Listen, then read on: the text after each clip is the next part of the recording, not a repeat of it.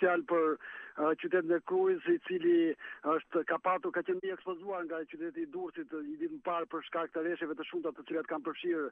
rrethin e Krujës dhe më saktë fshatin Mallçuk dhe të komunës së Ishmit, ku qindra hektar tokë janë përmbytur si pasojë e rreshjeve të dëndra të shiut dhe si pasojë e fryrjes dhe daljes në shtratje e lumit të Ishëm, ku për pasojë janë edhe 4 banesa të cilat rrezikojnë të përmbyten si pasojë e rreshjeve dhe nivelit lartë të ujit i cili ndodhet aktualisht në fshatin Mallçuk të Bupqit. Ndërkohë që probleme ka patur edhe në qytetin e Krujës, brenda në qytet, por edhe në qytetin e Fushkrujës poshtë, ku 10 banesa edhe dyqan apo biznese të tjera kanë patur probleme për gjatë ditës së djeshme, por edhe për gjatë ditës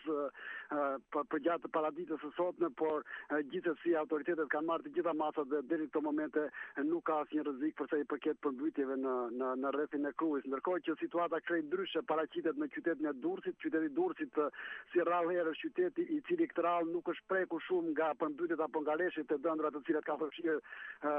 vendin, por probleme ka patur vetëm në portin e Durrësit, ku era ka qenë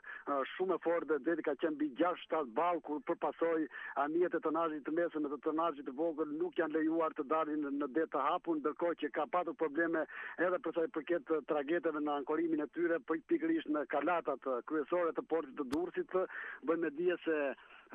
tragedja Rapsodi, i cili 2 ditë më parë ngeli në det të hapur për shkak se nuk ankoroi dot në portin e Durrësit, ai ishte ankoruar dia rreth orës 9 të mëngjesit, duke marrë masat të gjitha masat, pra ka marrë autoriteti portuar në bashkëpunim me kapitenerinë e portit të Durrësit, duke liruar një vend aty në hapësirën e kalatës numër 4 të qytetit Begletar për të ankoruar edhe tragedi Rapsodi, i cili ngeli për më shumë se 24 orë në det të hapur, me rreth 131 persona në bordin e tij përveç ekuipazhit. Ndërkohë që pjesa tjetër, Leonida, sa i përket furnizimit me energji elektrike, ka patur probleme për gjatë pasdites, mbrëmjes së të dielës dhe mëngjesin e sotëm? Në fakt ka patur probleme, Denisa, ka patur shkëputje të energjisë elektrike her pas here si pasojë e erës së fortë që ka përfshirë qytetin Begletar, por jo me orare shumë të zgjatura, janë rregulluar brenda pak minutash, por megjithatë ka patur luhatje të tensionit. Nuk është në një problem i madh, sepse në kohë të tillë ka dhe probleme, por gjithsesi autoritetet përkatëse kanë marrë të gjitha masat për që çdo gjë të shkonte në rregull.